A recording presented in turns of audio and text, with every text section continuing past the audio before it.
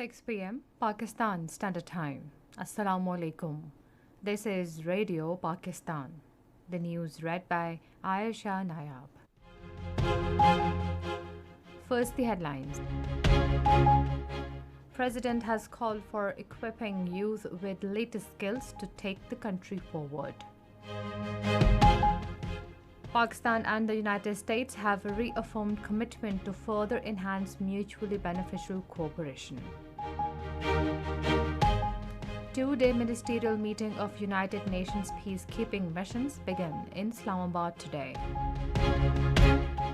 International Day of Victims of Enforced Disappearances was observed today to raise awareness about this global crime. China has supported just and reasonable settlement of Palestinian issue at an early date. And in Asia Cup Cricket 2023, opening match between Pakistan and Nepal is underway in Bulletin.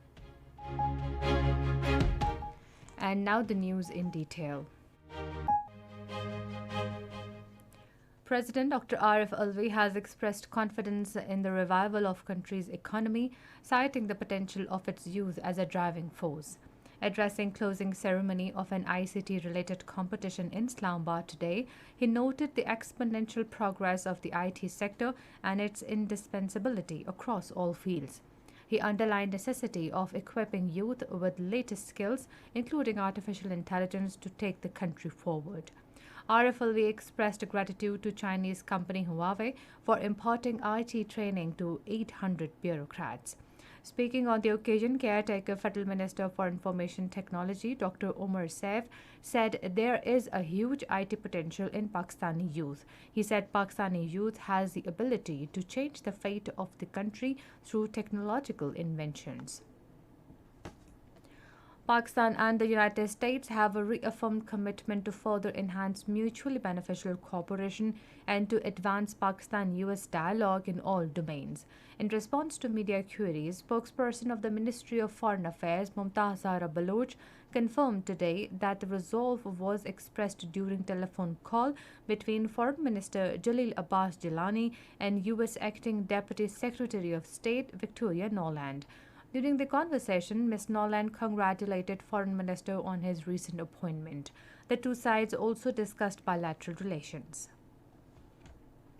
Two-day ministerial meeting of the UN peacekeeping missions titled Security and Safety of the UN Peacekeepers kicked off at Center for International Peace and Stability in Islamabad today. The meeting, which began with the national anthem, paid rich tribute to those who were martyred while performing duties during the peacekeeping missions. An interfaith harmony conference was held in Islamabad today under the auspices of Ministry of Religious Affairs and Interfaith Harmony. Minister for Religious Affairs and Interfaith Harmony Anik Ahmed chaired the conference. The conference deliberated upon various issues including attacks on religious places, desecration of Holy Quran, safety of minorities, and interfaith harmony. Chief of Army Staff General Syed Asim Munir visited Tilla field firing ranges near Jihlam today, where he witnessed the field fire and battle drills. On the occasion, the Army Chief was briefed about training objectives set for the exercise to validate operational readiness for the formation in challenging environment. He appreciated the synergy displayed by Air Force, Army Aviation, and ground troops in execution of various operational drills. He praised the troops for their combat proficiency, spirit, and high morale. In Balochistan, four most wanted terrorists of a banned organization have been killed in an exchange of fire with security forces in Pashin district. According to a spokesman of Counter-Terrorism Department, encounter took place during an intelligence-based operation in Surkhab refugee camp. Security forces have seized a huge cache of arms and ammunition from the terrorists. The government has taken numerous measures to promote religious tourism in the country, as this sector can play an important role in reviving the national economy. According to the Pakistan Tourism Development Corporation spokesperson, a total of 480 tourist destinations exist in the country, out of which 120 are religious sites. Spokesperson said almost 0.9 million international tourists visit the recreational and historical sites across the country annually. Provincial Disaster Management Authority Punjab says there is moderate level flooding at Ganda Singhwala, Head Sulamaniki and Head Islam, and flood situation in River Sutlej is gradually decreasing. In a statement today, the spokesperson of the authority said flow of water at Ganda Singhwala is 89,000 cusic, while the inflow at Head Sulamaniki is 95,196 cusics and outflow is 81,366 cusics. He said water flow at Head Islam is 82,916 cusics and flow of water in other rivers of Punjab is normal. This is Radio Pakistan. International Day of the Victims of Enforced Disappearances is being observed today to raise awareness about the global crime. In a message on the day, UN Secretary General Antonio Guterres said under international human rights law, families and societies have a right to know the truth about what happened to their loved ones. According to Kashmir Media Service, on the International Day of the Victims of Enforced Disappearances, thousands of Kashmiris have been subjected to the global crime over the last 34 years in occupied Jammu and Kashmir. Being the most militarized zone in the world, at least 8,000 innocent civilians have vanished in custody of Indian forces since 1989 in the occupied territory.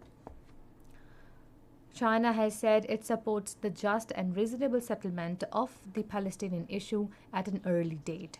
Talking to the Speaker of the Arab Parliament, Adil Al-Somi, who is currently visiting China, Chinese Foreign Minister Wang Yi said Beijing will continue to stand for peace, stability and justice, uphold the principle of equality between countries regardless of their size. He further said the Middle East has never been the backyard of any major power and the future and destiny of the region should be in the hands of the countries and the people of the region. China has urged all sides in Gabon to initiate the dialogue in order to restore normal order as soon as possible. During a news conference, Chinese Foreign Ministry spokesman Wang Wenbin also called for the personal safety of President Bongo to be guaranteed. Earlier in Gabon, a group of senior military officers had seized power in a coup and put President Ali Bongo under house arrest after the Central African States Election Body announced that he had won a third term. The officers announced on state television today that they had cancelled the elections, dissolved all state institutions, and closed the country's border. United Nations has said that the death toll in month-long fighting between Ethiopia's military and militiamen in the Amhara region has risen to 183 people. The UN Human Rights Office revealed that more than 1,000 people have been arrested nationwide, many of them reported to be young people of ethnic Amhara origin. Under a state of emergency, the government decreed to respond to the violence. Russia is launching Islamic banking for the first time as part of a 2-year pilot program on Friday.